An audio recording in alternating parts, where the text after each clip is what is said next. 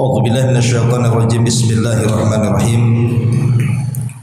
A'antum asyaddu khalqan amis samaa'u banaha rafa'a samkaha fasawwaha wa aghtasha laylaha wa akhraja duhaha wal arda ba'da dzalika dahaha akhraja minha ma'aha wa mar'aha wal jibala arsaha mata'an lakum wa li an'amikum.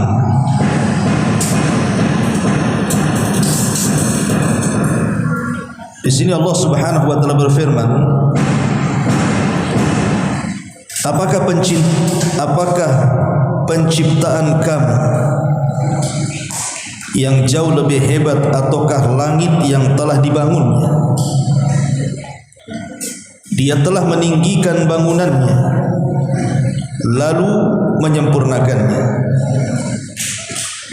dan dia menjadikan malamnya gelap gulita dan menjadikan siangnya terang benderang. Dan setelah itu bumi dia hamparkan, darinya dia pancarkan mata air dan ditumbuhkan tumbuh-tumbuhannya, dan gunung-gunung dia pancangkan dengan teguh. Semua itu untuk kesenanganmu dan untuk hewan-hewan ternakmu.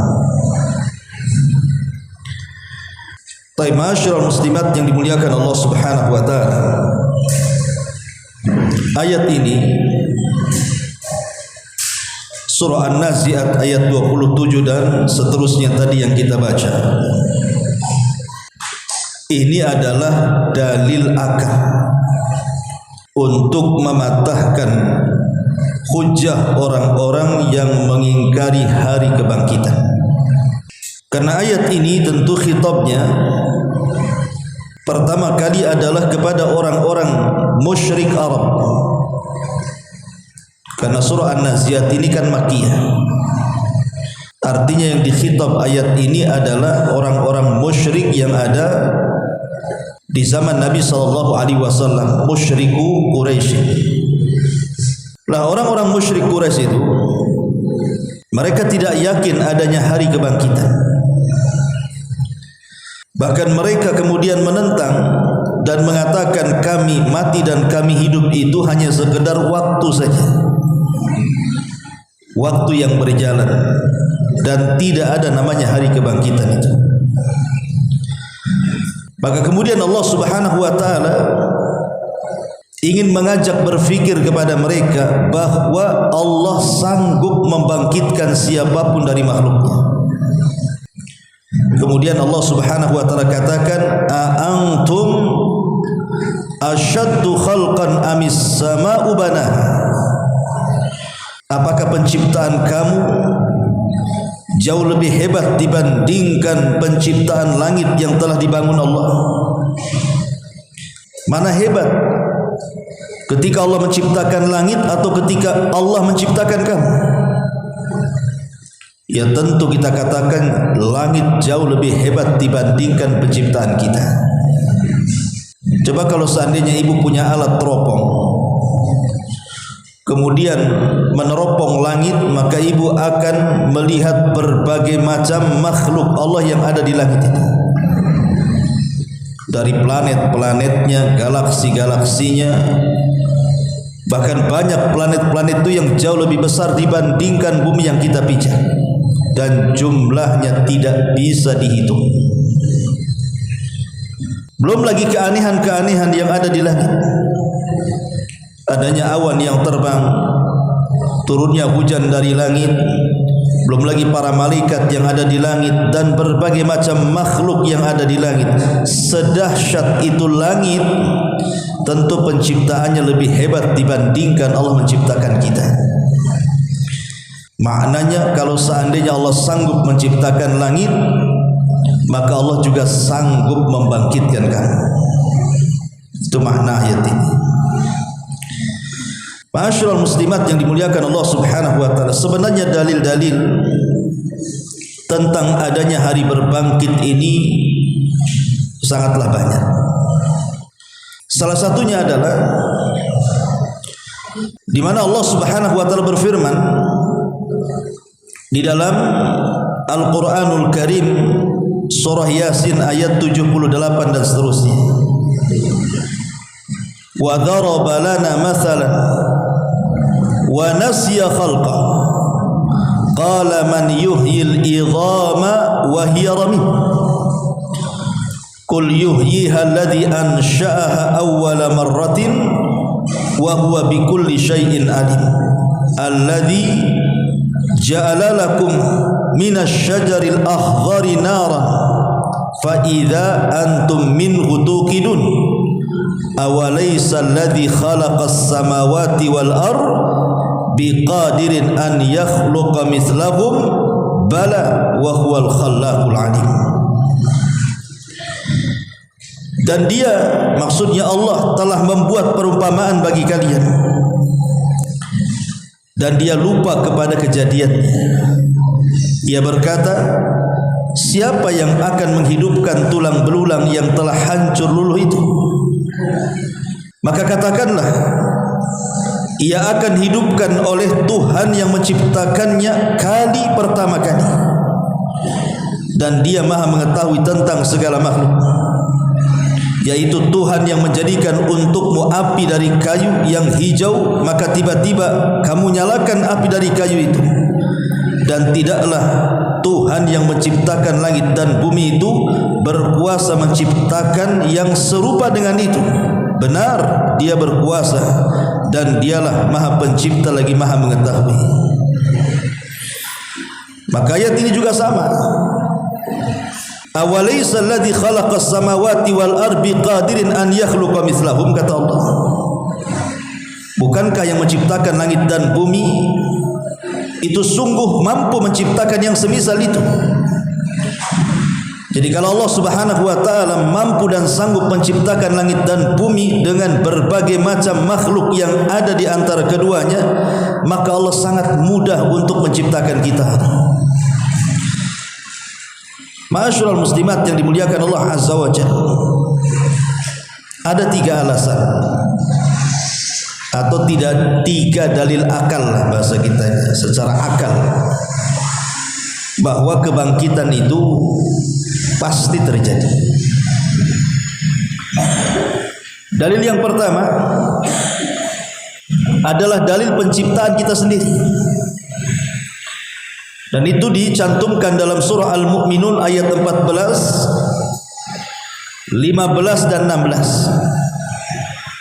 Allah Subhanahu wa taala mengatakan, "Tsumma khalaqnan nutfata 'alaqatan fa khalaqnal 'alaqata mudghatan fa khalaqnal mudghata idhaman fa kasawnal idhama lahman tsumma ansha'nahunna khalqan akhar fatabarakallahu ahsanul khaliqin tsumma innakum ba'da dzalika lamayitun tsumma innakum yaumal qiyamati tub'asun."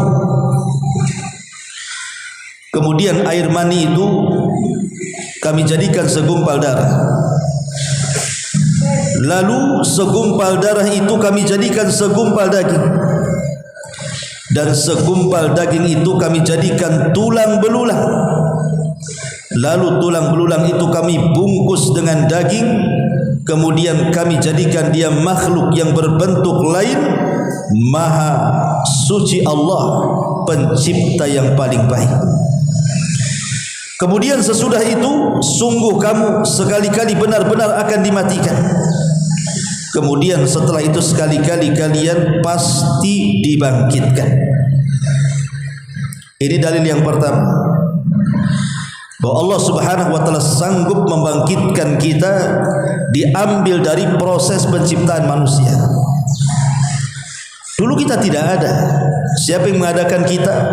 Allah Subhanahu wa taala. Itu pun dengan proses yang panjang. Mulai dari tidak ada, kemudian dari segumpal sperma belum jadi manusia, dari segumpal sperma jadi segumpal darah, belum jadi pun manusia, belum berbentuk. Kemudian dari segumpal darah jadi segumpal daging. Kemudian dari daging dibungkuskan tulang. Kemudian baru dibentuk layaknya makhluk yang berbeda, manusia. Baru ditiupkan ruh oleh Allah Subhanahu wa taala. Kita ini tidak ada. Siapa yang menciptakan kita? Allah. Kalau makhluk yang tidak ada, kemudian Allah adakan, dan Allah sanggup menciptakan makhluk yang sebelumnya tidak ada menjadi ada, ini kita sudah ada. Kemudian Allah wafatkan, Allah hanya tinggal bangkitkan saja. Tentu menciptakan sesuatu yang tidak ada lebih rumit dibandingkan hanya sekedar membangkitkan yang sudah ada, gitu maksudnya. Ini pendalilannya di sini. Ini yang pertama. Jadi hari berbangkit itu diambil dari penciptaan kita, dalilnya. Kemudian yang kedua, Allah Subhanahu wa taala berfirman, "I'lamu anna Allah yuhyil ardha ba'da mautiha." Ketahuilah bahwa Allah Subhanahu wa taala telah menghidupkan bumi itu setelah gersangnya, setelah matinya. Wa anzalna minas sama'i ma'an.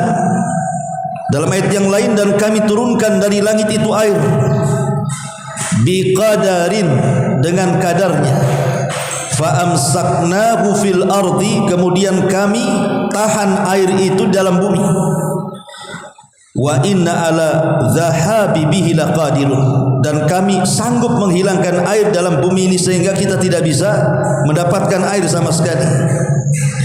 Fa ansha'na bikum bihi jannatin min nakhilin wa a'nabin lakum fiha fawaqih katsiratun wa minha ta'kulun.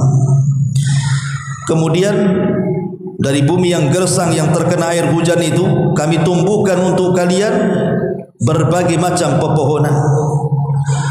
Dari pohon kurma, dari pohon anggur, untuk kalian di dalamnya buah-buahan yang banyak, dan dari buah-buahan itu ada yang kalian makan.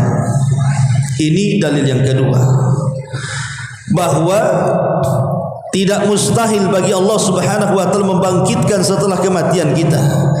Allah merenung, mengajak merenung kita.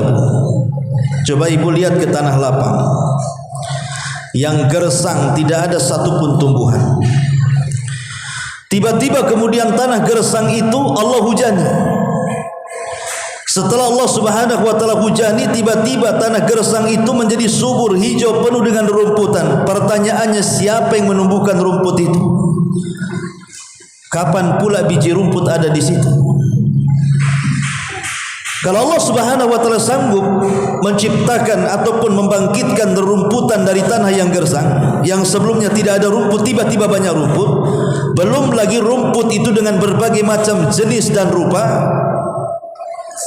Pertanyaannya, maka Allah pun, apa Allah tidak sanggup menciptakan manusia? Sanggup menciptakan, itu saja sanggup.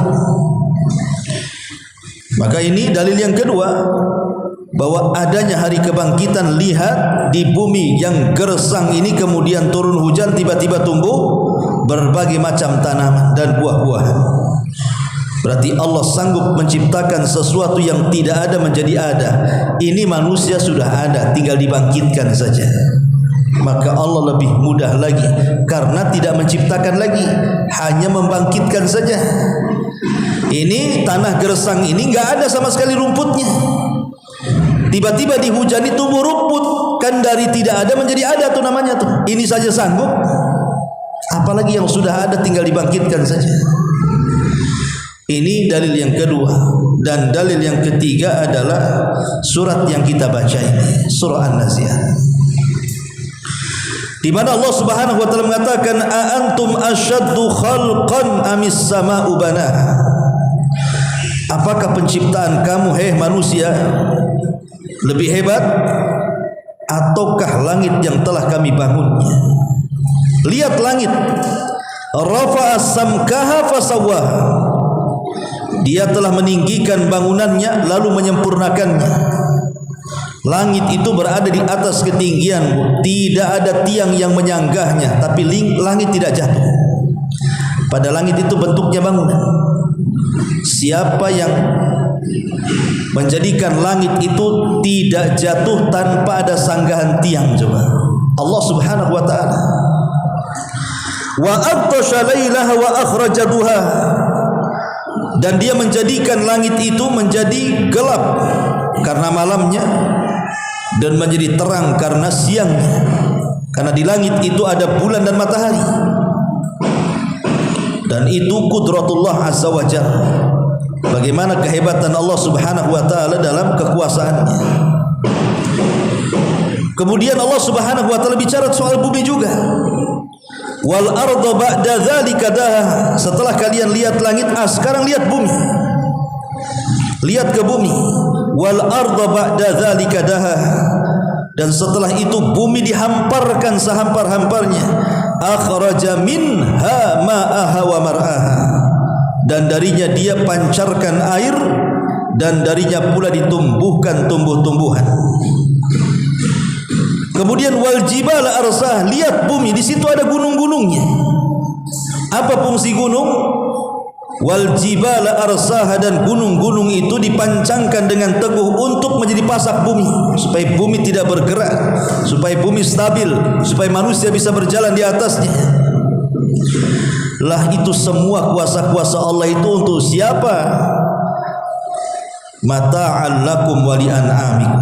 Semua itu untuk kesenanganmu dan untuk hewan-hewan ternak. Jadi Allah Subhanahu wa ta'ala ingin mengajak berpikir, Allah sangguplah menciptakan langit dengan berbagai macam galaksi dan planetnya, matahari dan bulannya, dibuatnya siang dan malamnya. Allah sanggup menciptakan bumi dengan gunung-gunungnya, dengan berbagai macam fasilitas di dalamnya. Masa Allah tidak sanggup membangkitkan kamu? Logikanya di mana? Gitu maksudnya. Makhluk yang besar-besar saja sanggup diciptakan Allah. Langit bumi hanya kita sudah diciptakan, tinggal bangkitkan. Masa Allah tidak sanggup? Ma'asyiral muslimat yang dimuliakan Allah azza wa jalla, itulah maksud daripada ayat ini, mengajak berfikir kepada kita bahwa Allah Subhanahu wa ta'ala sangat sanggup membangkitkan semuanya. Dan saat Allah Subhanahu wa ta'ala membangkitkan semuanya itu, ada 3 tanda kesempurnaan Allah. Pertama, Allah sempurna dengan pengetahuannya. Yang kedua, Allah sempurna dengan kekuasaannya dan kemampuannya. Dan yang ketiga, Allah sempurna dengan hikmahnya. Apa maksudnya? Pertama, sempurna dengan pengetahuan dan ilmunya. Karena ketika Allah Subhanahu wa ta'ala menciptakan atau membangkitkan manusia setelah menjadi tulang belulang, sudah hancur kan manusia, kalau ditanam di dalam bumi itu sudah hancur, paling tidak tulang saja, tulang belulang yang masih utuh, terkadang tulang pun hancur. Tapi Allah Subhanahu wa ta'ala sempurna pengetahuannya saat menciptakan atau membangkitkan kembali itu. Tidak ada satu pun yang luput dari badan manusia, kecuali semua akan dikumpulkan kembali. Semua. Sekalipun umpamanya nih, ada orang dimutilasi, kakinya ditaruh di gunung, kepalanya taruh di lautan, badannya taruh di daratan, kemudian sebagian badannya taruh di hutan. Tapi Allah Subhanahu wa ta'ala sempurna ilmu dan pengetahuannya. Tetap saja tidak ada yang luput dari badan manusia kecuali dikumpulkan kembali oleh Allah Azza wa Jalla. Allah tahu dengan ilmunya di mana-mana badan-badan itu. Yang kedua, sempurna dengan kudrahnya, kemampuannya. Di mana Allah Subhanahu wa ta'ala sanggup setelah mengumpulkan semua anggota badan manusia dari tulangnya, dagingnya dan segala macamnya, dibentuk kembali menjadi manusia seutuhnya. Dan itu adalah kesempurnaan kudrah namanya, kesempurnaan kemampuan Allah dalam merangkai kembali sehingga menjadi manusia seutuhnya. Kemudian yang ketiga, sempurna hikmahnya. Karena tujuan Allah Subhanahu wa taala membangkitkan manusia, kemudian mengembalikan utuh jasad manusia dan mengembalikan ruh ke dalam jasad manusia, Allah hendak menghisapnya supaya ada keadilannya. Karena di antara hikmah adanya kebangkitan itu supaya menjadi tenang orang yang dizalimi dari orang yang berbuat zalim kepadanya, orang yang disakiti dari orang yang pernah menyakitinya, orang yang dihasadi dari orang yang berhasad kepadanya, orang yang didengki dari orang yang mendengkinya. Semua ada balasannya, dan itu hikmah kebangkitan. Dan itulah kesempurnaan hikmah Allah Subhanahu wa taala. Tidak ada satupun yang luput bagi manusia kecuali ada hisabnya. Inilah kalau kita cerita hari kebangkitan, sempurna pengetahuannya, sempurna kudrahnya, kemampuannya dari ilmu, kemampuan dan sempurna hikmahnya. Ma'asyiral muslimat yang dimuliakan Allah Subhanahu wa taala, cerita tentang hari kebangkitan. Allah Subhanahu wa taala berfirman, "Tsumma innakum yaumal qiyamati tub'atsun." Kemudian kalian pada hari kiamat kelak akan dibangkitkan. Ma'asyiral muslimat yang dimuliakan Allah Azza wa Jalla, di dalam Al-Quran surah Mujadilah ayat 6 Allah Subhanahu wa taala berfirman, "Yauma yab'atsuhumullahu jami'an fayunabbi'uhum bima 'amilu ahsahullahu wa nasuh wallahu ala kulli syai'in syahid." Pada hari ketika mereka dibangkitkan Allah, semua manusia, semua makhluk dibangkitkan Allah, manusia, jin dan juga binatang. Lalu Allah Subhanahu wa taala menghabarkan kepada mereka apa yang telah mereka kerjakan. Allah mengumpulkan atau mencatat amal perbuatan itu, padahal mereka telah melupakan segalanya. Dari sini kita tahu, tadi saya singgung bahwa hari kebangkitan itu tujuan utamanya adalah menegakkan keadilan. Bahwa manusia akan dihisab. Tidak ada yang luput bagi manusia kecuali ada catatan, dan catatan ada pertanggungjawabannya di hadapan Allah Azza wa Jalla. Ma'asyiral muslimat yang dimuliakan Allah Azza wa Jalla, dari mana benih-benih Allah membangkitkan manusia ini? Disebutkan dalam hadis yang dikeluarkan Imam Muslim. Kata Nabi sallallahu alaihi wasallam, "Inna fil insani azman la ta'kuluhul ardu abada." Sesungguhnya pada diri manusia itu ada satu tulang yang tidak akan dimakan tanah selamanya. Fihi yuraqibu yaumal qiyamah. Dengan tulang itulah Allah menyusun kembali manusia pada hari kiamat.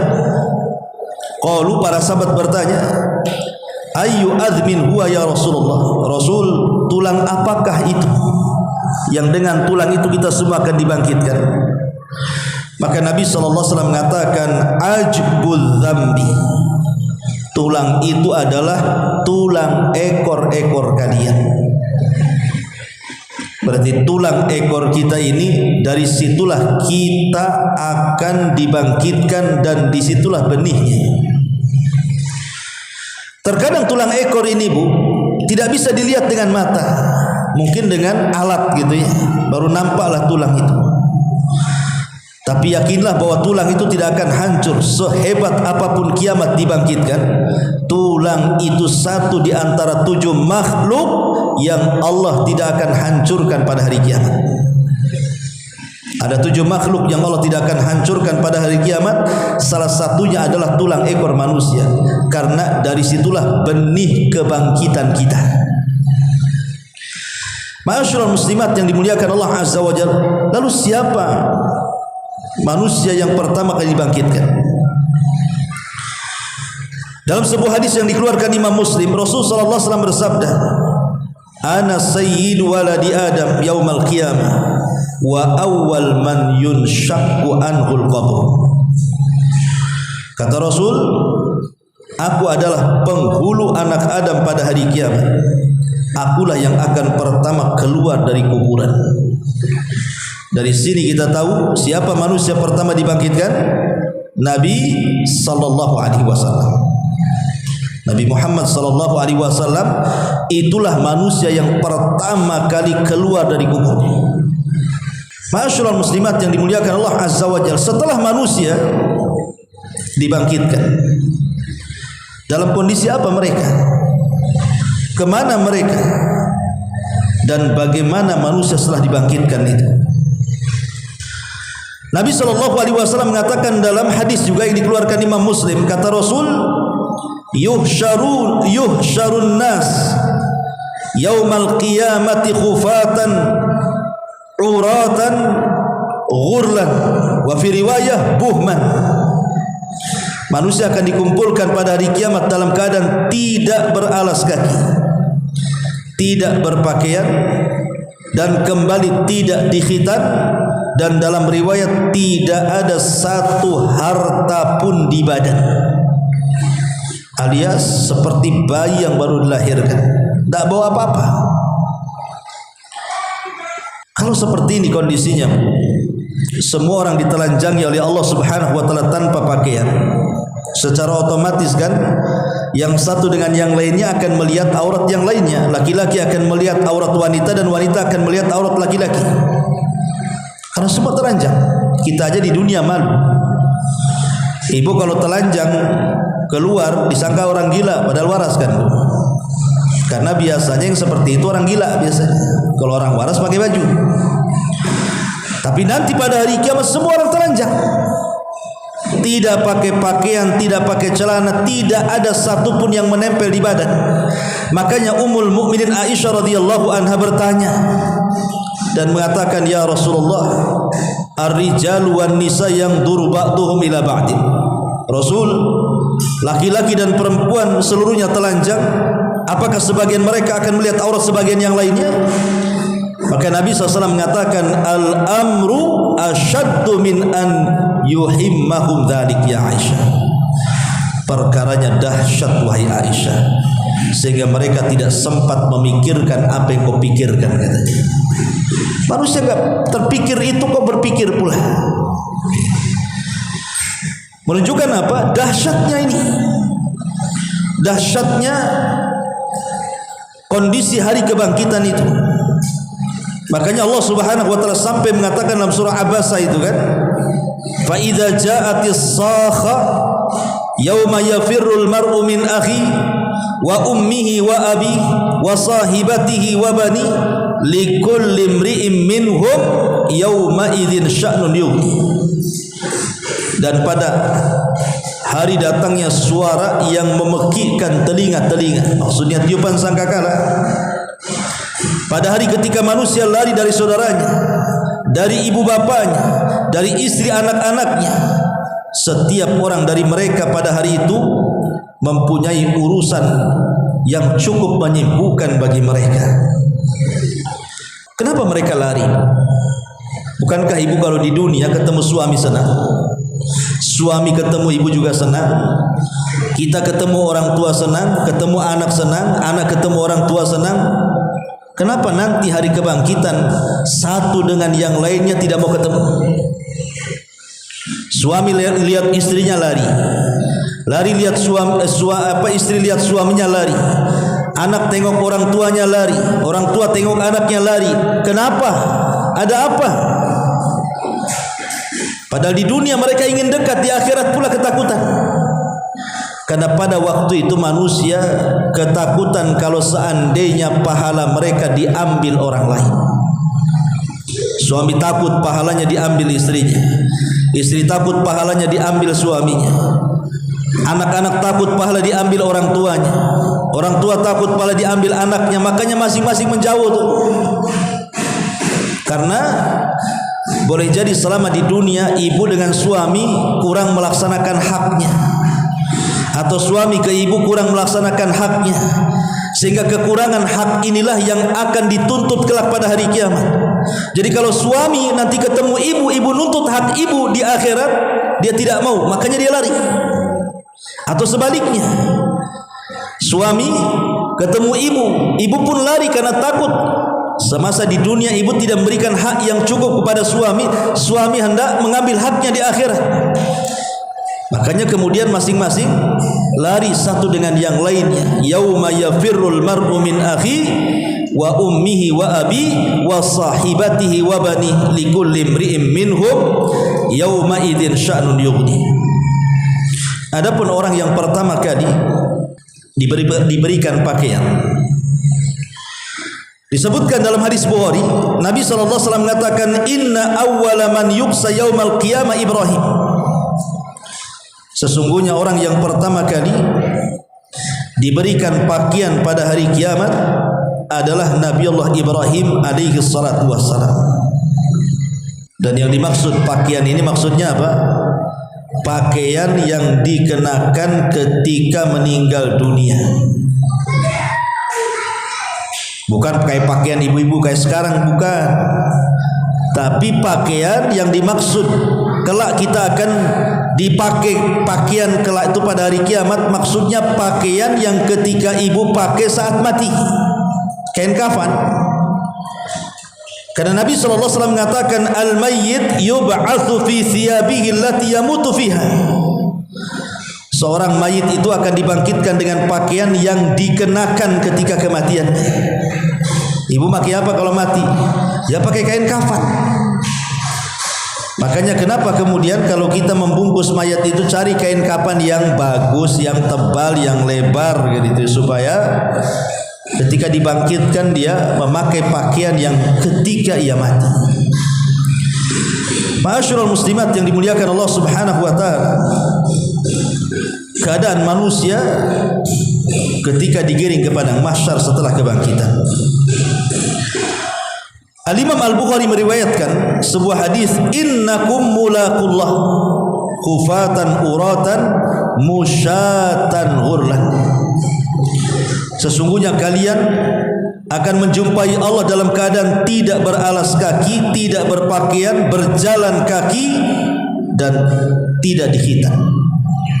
Bayangkan mereka digiring itu dengan berjalan kaki tanpa ada alas kaki. Di dunia saja berlogika ya bukan? Kalau seandainya matahari itu terang-terangnya, terik-teriknya, kemudian membakar bumi, kadang ibu nggak pakai sandal saja kayaknya berjalan beberapa meter saja udah nggak tahan. Ibu jalan di aspal lah umpamanya kan, di aspal jalan tuh, habis terkena sengat matahari. Ibu tahan berapa menit coba jalan di aspal yang ketika terkena sengatan matahari itu? Nggak akan tahan tuh. Pasti ibu cepat-cepat beli sandal atau ngambil sandal kan. Tapi di akhirat mau pakai sandal siapa? Sandal pun tak ada. Mau beli sandal di mana? Orang yang jual sandal pun dia tak pakai sandal. Ya. Jadi nanti pada hari kiamat tuh memang betul-betul Allah buat seperti itu. Kata matahari didekatkan. Ya. Ada yang mengatakan 1 mil di atas kepala itu ada 2 pendapat rawi. Yang pertama, jangan-jangan mil itu alat bercelak, artinya kalau alat bercelak pas di atas kepala. Tapi kalau mil maksudnya jarak, berarti agak jauh lah dari kepala. Tapi sejauh-jauhnya 1 mil matahari di atas kepala itu, siapa yang tahan dengan panasnya? Di dunia saja bukan mil lagi jarak matahari itu, menggunakan jarak cahaya. Kita tidak tahu berapa jauhnya jarak matahari dengan bumi itu pun sudah panas kita dibuatnya. Macam mana pula matahari dikeluarkan dari garis edar kemudian diletakkan di atas kepala? Maka manusia akan tersiksa, keringat bercucuran, haus yang bersangatan, kecuali orang-orang yang Allah rahmati, mereka mendapatkan naungan di hari yang tidak ada naungan kecuali naungan Allah Subhanahu wa taala. Kemudian juga diriwayatkan dari Imam Bukhari dari hadis dari Abi Sa'id Al-Khudri radhiyallahu anhu. Ada seseorang bertanya kepada Rasulullah, "Ya Rasulullah, kaifa yusyarul kafir ala wajhi yaumal qiyamah?" Rasul, bagaimana bisa orang kafir digiring di atas wajah-wajah mereka pada hari kiamat? Maka Nabi SAW mengatakan, alaysa alladhi amsyaha ala rijlaihi fid dunya qadiran ala an yumsyiahu ala wajhihi yaumal qiyamah.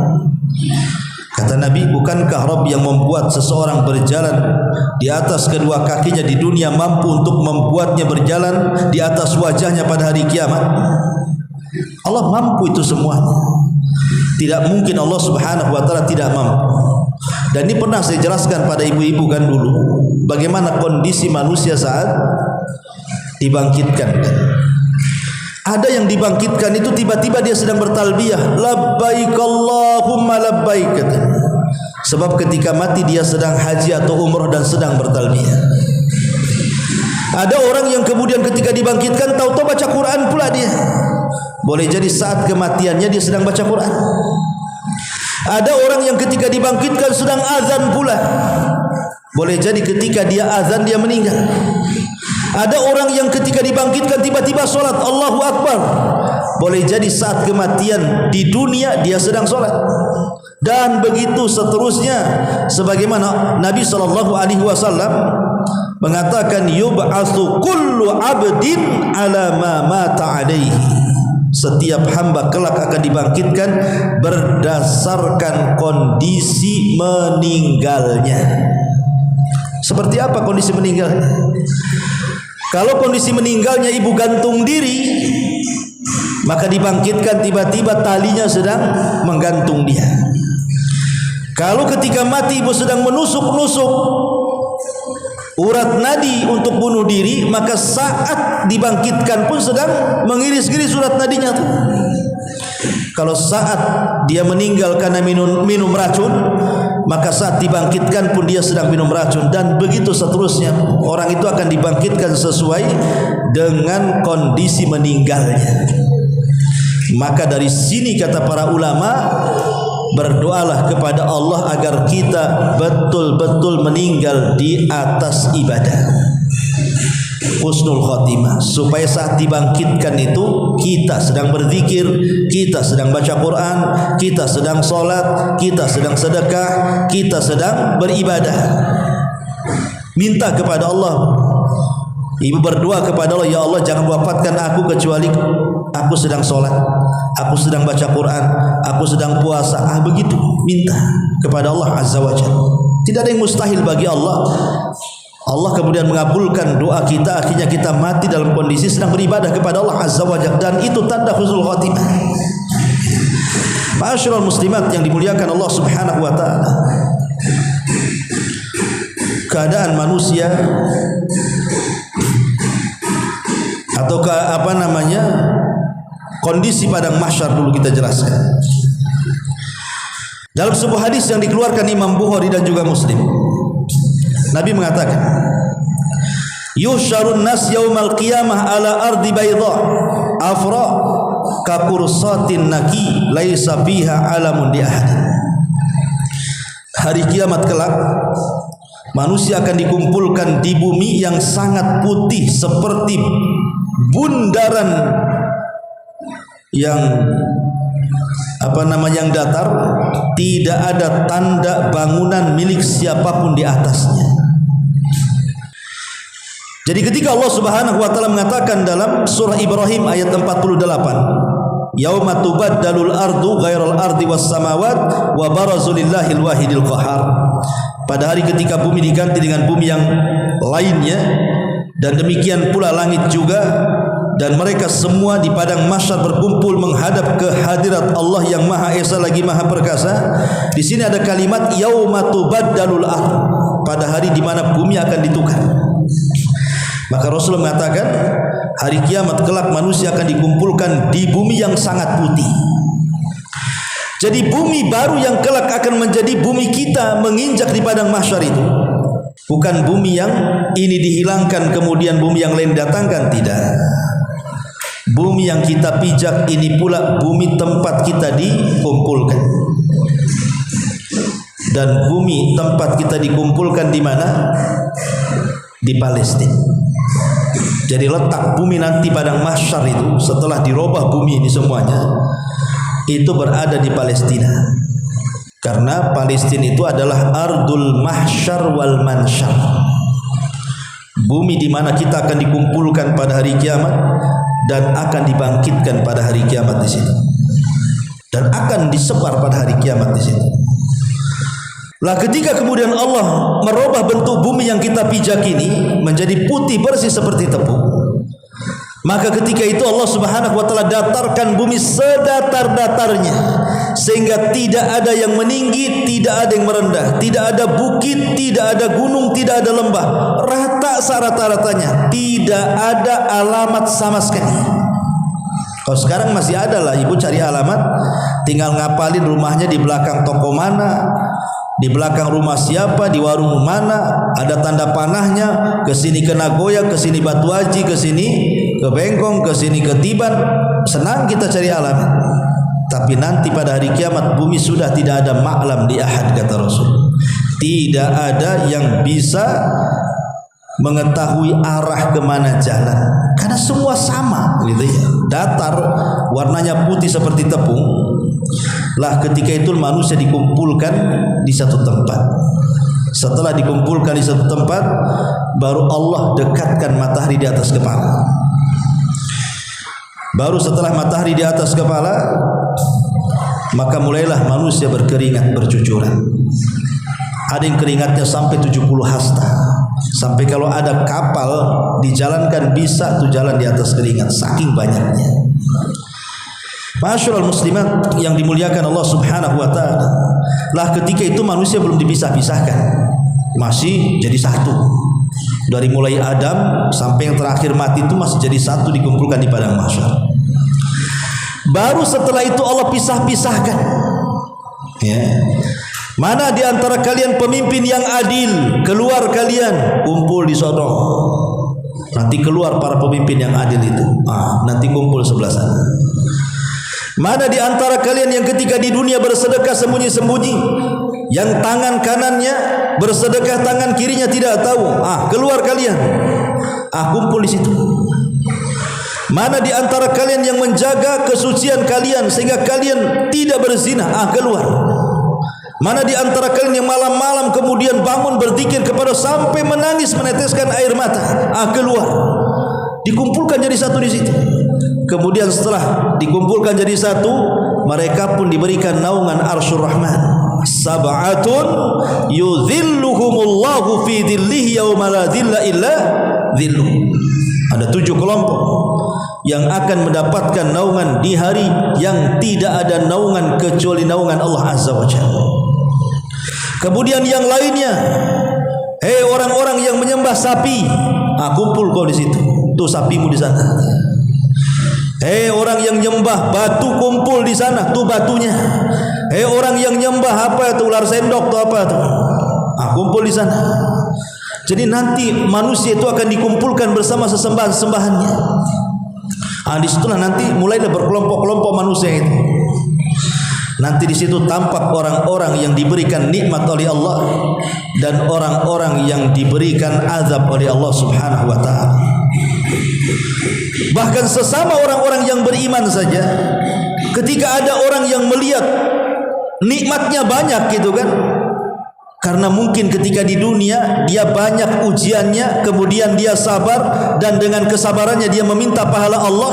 Sekarang nampak di akhirat bagaimana Allah muliakan orang seperti ini.